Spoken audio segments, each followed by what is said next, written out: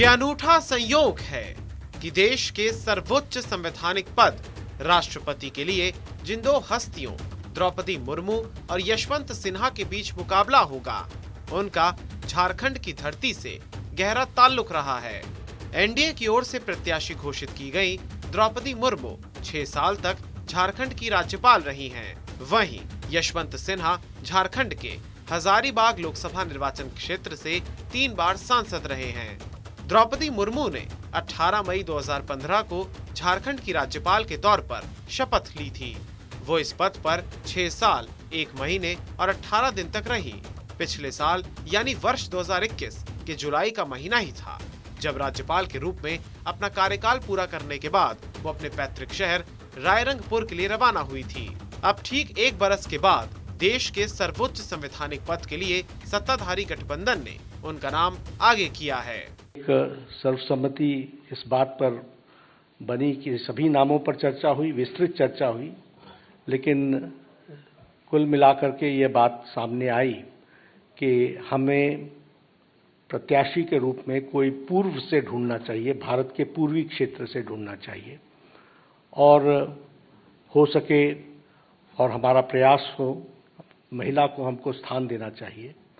और आज तक कोई आदिवासी ट्राइबल प्रत्याशी राष्ट्रपति के रूप में नहीं आया है, इसलिए हमें ट्राइबल पर और पहली बार कोई ट्राइबल को भारतीय एनडीए की तरफ से हम कैंडिडेट बना सकेंगे, ऐसा संसदीय बोर्ड पार्लियामेंट्री बोर्ड का मत था और इसलिए श्रीमती द्रौपदी मुर्मू इनको राष्ट्रपति का प्रत्याशी घोषित किया गया है। 20 जून 1958 को ओडिशा में एक साधारण संथाल आदिवासी परिवार में जन्मी द्रौपदी मुर्मू ने वर्ष 1997 में अपने राजनीतिक जीवन की शुरुआत की थी। 1997 में वो ओडिशा के रायरंगपुर में जिला बोर्ड की पार्षद चुनी गई थी। राजनीति में आने से पहले Murmu Shri Aurobindo integral education and research Rairangpur में मानद सहायक शिक्षक और सिंचाई विभाग में कनिष्ठ सहायक के रूप में काम कर चुकी थी। वो उड़ीसा में 2 बार विधायक रह चुकी हैं और उन्हें नवीन पटनायक सरकार में मंत्री पद पर भी काम करने का मौका मिला था। उस समय बीजू जनता दल और भारतीय जनता पार्टी के गठबंधन की सरकार थी। ओडिशा विधानसभा ने द्रौपदी मुर्मू को सर्वश्रेष्ठ विधायक के लिए नीलकंठ पुरस्कार से भी नवाजा था। द्रौपदी मुर्मू भारत की पहली आदिवासी और दूसरी महिला राष्ट्रपति बन सकती हैं। वो एनडीए की उम्मीदवार हैं और एनडीए मतों के मामले में जीत के बेहद करीब है। तो वहीं विपक्ष के साझे उम्मीदवार के रूप में यशवंत सिन्हा के नाम की घोषणा की गई। लेकिन सवाल उठता है कि कुछ साल पहले तक बीजेपी नेता रहे यशवंत सिन्हा को विपक्ष ने अपना साझा उम्मीदवार के रूप में क्यों चुना, और जब एनडीए का जीतना लगभग तय हो तो यशवंत सिन्हा हारी हुई बाजी क्यों खेल रहे हैं। इसके लिए एक नजर डालते हैं यशवंत सिन्हा के राजनीतिक सफर पर। यशवंत सिन्हा ने वर्ष 1984 में आईएएस की सेवा से स्वैच्छिक रिटायरमेंट लेकर अपने राजनीतिक करियर की शुरुआत की थी। वो 1984 के लोकसभा चुनाव में हजारीबाग संसदीय क्षेत्र से जनता पार्टी के प्रत्याशी के तौर पर मैदान में उतरे थे, लेकिन उस वक्त उन्हें करारी शिकस्त का सामना करना पड़ा था। उसके बाद वर्ष 1988 में वो राज्यसभा के लिए चुने गए थे और केंद्र में चंद्रशेखर के नेतृत्व वाली सरकार के वित्त मंत्री भी रहे थे। 1995 में वो भारतीय जनता पार्टी में शामिल हो गए।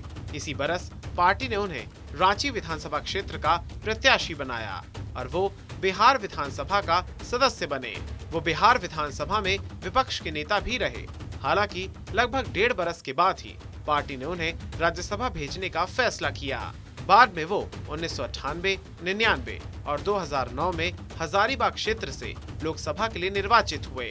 केंद्र में अटल बिहारी वाजपेयी की सरकार में भी वो मंत्री रहे।